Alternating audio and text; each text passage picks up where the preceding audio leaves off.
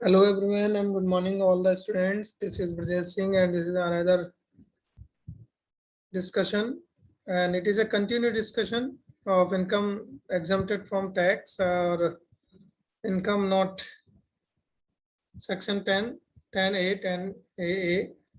So which income do not form a part of in total income. So that let's go for that. So income continuation we will discuss with you.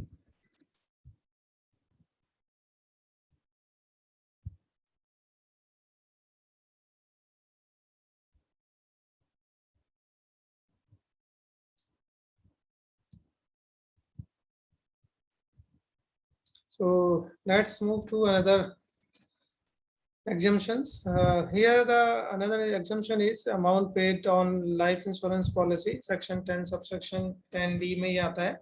आप देख रहे हैं कि as per section 10 subsection 10D any amount received under a life insurance policy including bonus is exempted from tax. ठीक है, कोई भी amount अगर आपको मिलता है लाइफ इंश्योरेंस पॉलिसी की मैच्योरिटी पर या कहीं पर भी, तो वो अमाउंट जो है आपका टैक्सेबल नहीं होता है. And exemption is available only in respect of amount received from the life insurance policy. Exemption under the section 10 subsection 10 is unconditionally available in respect of all sum received for a policy. ठीक है, जितना भी पैसा आपको policy के रूप में मिला है मैच्योरिटी पर, issued on before 31st March 2003 and in respect of policy issued after 1st April 2003, the exemption is available only if the amount of premium paid on such policy and any financial year does not exceed 20%, 10% in respect of policy taken on after this, and the actual capital sum assured. Then the 1st April 2013 in respect of policy taken in the name of the person suffering from the disease and specified under section 10 TDB, or in the name of person suffering from disability specified under section 10 TU, limit will be increase up to 15% capital sum assured. ठीक है, ये माना गया है कि ये जो sections हैं अलग अलग दिए गए हैं इसमें लाइफ इंश्योरेंस पॉलिसी या कोई भी पॉलिसी आपकी ली गई है तो वो उसमें अलग अलग कंडीशंस की पॉलिसीज हैं. And value of premium agree to be return on any benefits by way of bonus and other things. Amount received on death of the person will be continue to exempted without any condition. ठीक है, कोई condition नहीं है यहाँ पर. तो no exemption would be available in case of any sum received under section 80 3 और under की मैन इंश्योरेंस पॉलिसी. ये भी ध्यान देना है कि कोई एग्जाम्पशन नहीं है 80DD3 में अगर वो की मैन पॉलिसी है और ये नहीं. Payment of amount open in accordance with the Sukanya Samriddhi account है. अगर हम बात करें तो सुकन्या समृद्धि अकाउंट जो एक कन्याओं के लिए खोला जाता है, तो as per section 10 subsection 11A any payment of from any account opened in accordance with the Sukanya Samriddhi account and rules of this 2014 under the Government Saving Scheme Act 1973 exempt from the tax. In other words, the interest and withdrawal from such amount account will be exempted from tax. ये tax exempted रहेगा. And payment of from National Pension System NPS trust जो है to an employees, for any payment from the National Pension System trust to an employee or on closure of the account of his opting out of the pension scheme referred to section 80 CCB, the extent it does not exceed the 60%.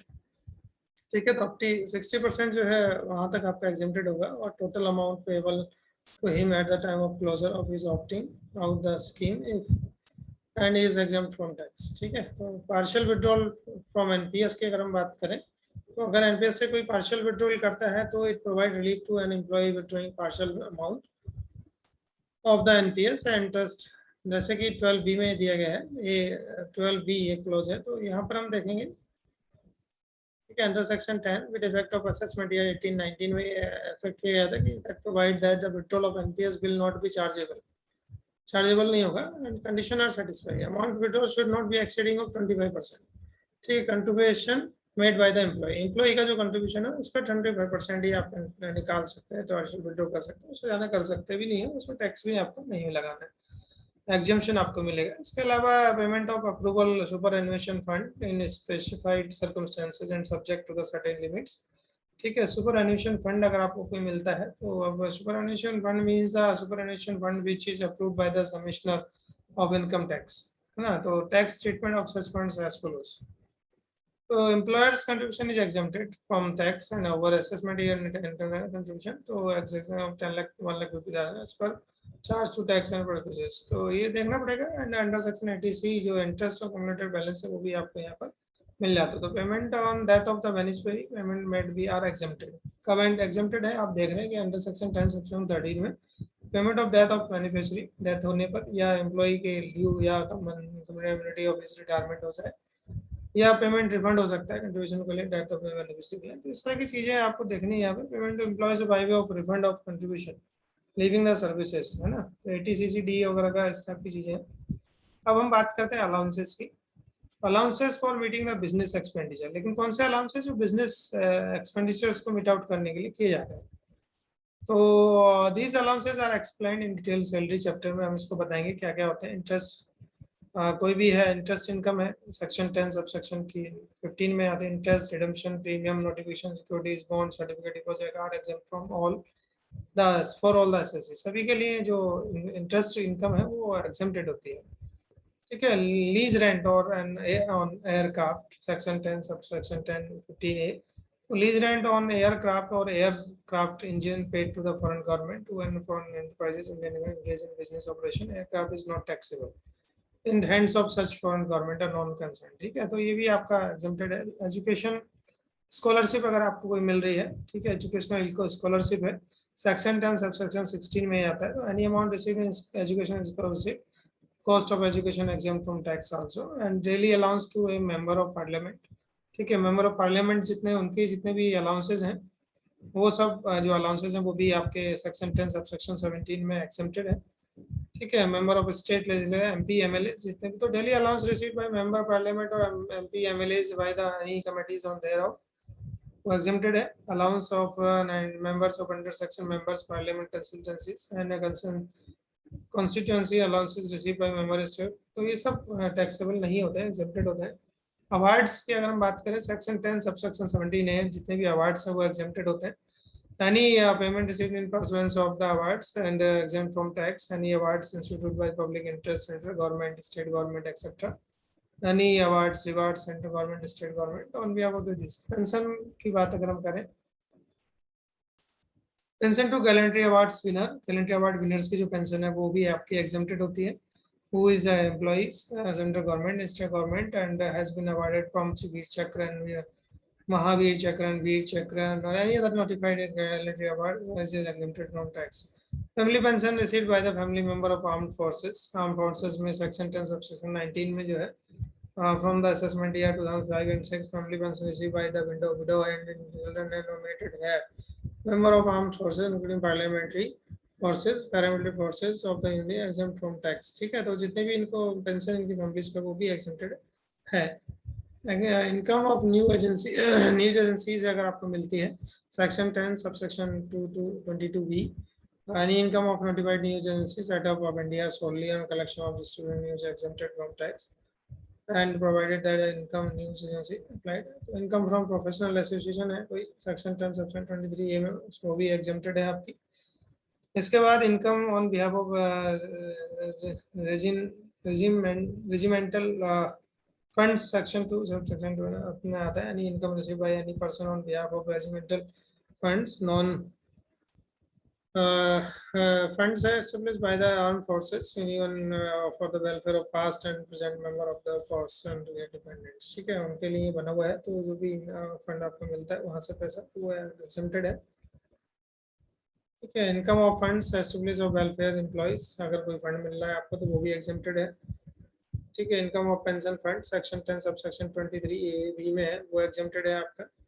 ठीक है। Pension fund कोई आपको मिलता है जैसे LIC corporation of India after 1 August 1996, any other insurance contribute made by the any person receiving pension from this fund then which is approved by the controller and insurance regulatory authorities is exempted.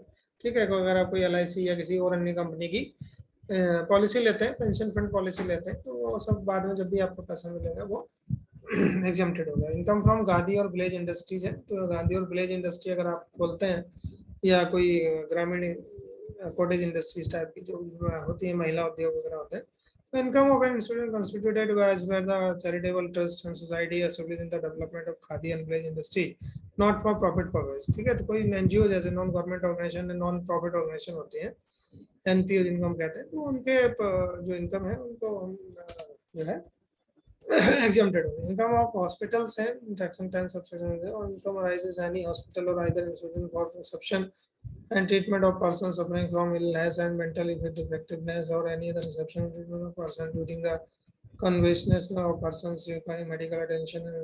तो ये सब exempted है।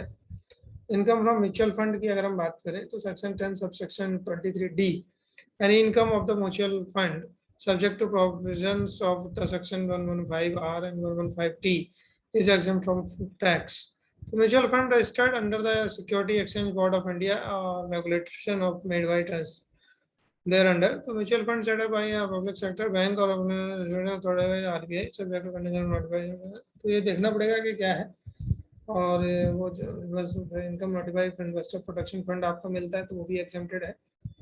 Schemes हैं अलग अलग तरह के। Income of notified investor protection setup by commodity action section है। तो income by way of received commodity exchange and member of their notified investor protection fund setup by the merchant is exempted. तो income investor protection fund setup by depository है। तो depository like in accordance with the regulatory made by the SEBI है।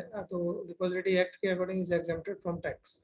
जो भी income है, income of venture capital की बात करें, वेंचर फंड और venture capital company from investment in venture capital undertaking section 10 subsection 23 exempt income from investment fund section 10 income of a registered trade union registered trade union any income chargeable under the head of income from house property है।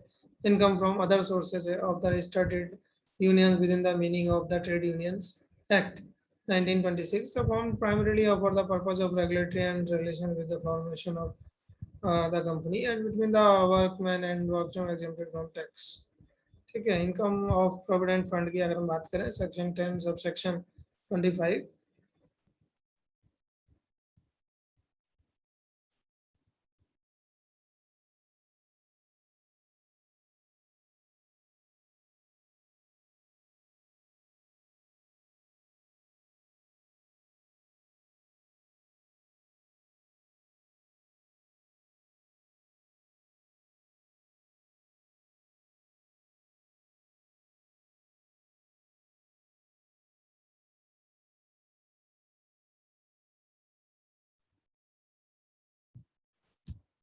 यहाँ पर हम देख रहे हैं कि जो incomes हैं वो सब आपके एग्जामिशन प्रोविडेंट फंड है ना। तो बोलेंगे income is exam from tax under the section interest on security held by secretary provident fund and capital gains rising from securities any income received by trustee on behalf of the fund.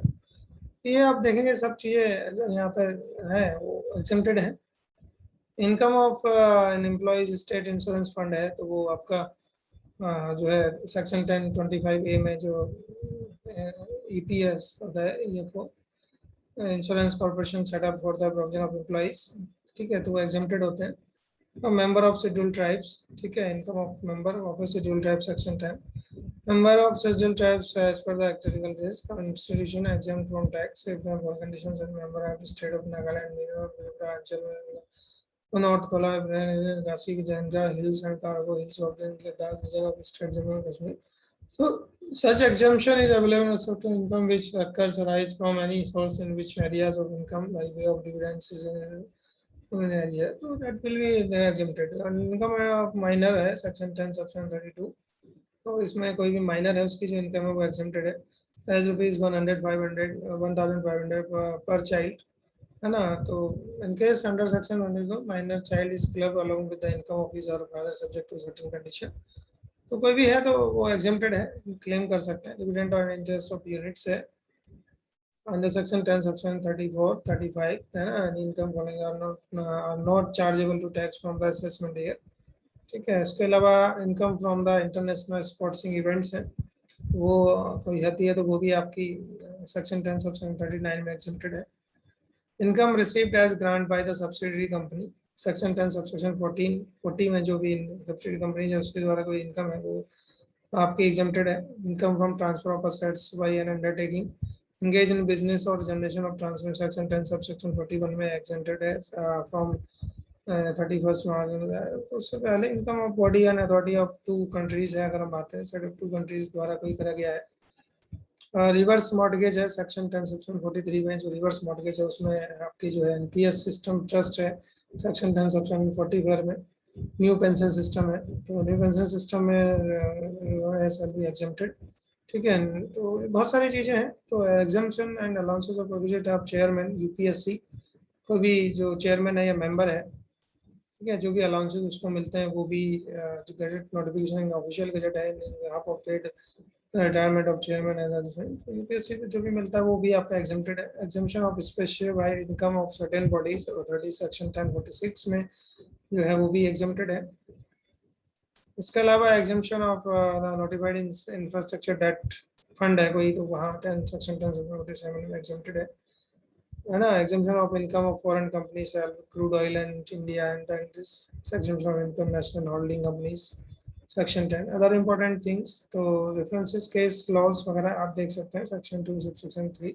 तो इस तरीके से बहुत सारी exemptions हैं section 10 में आती है। तो सेक्शन 10 है provide the exemption in respect of income of newly established undertaking in free trade zone और इलेक्ट्रॉनिक हार्डवेयर टेक्नोलॉजी पार्क और electronic software technology park etcetera. तो ये बहुत सारी चीजें हैं जो आप देखेंगे। सेक्शन 10(10)A जो है वो प्रोवाइड करता है exemption in respect of income of newly established units in special economic zone.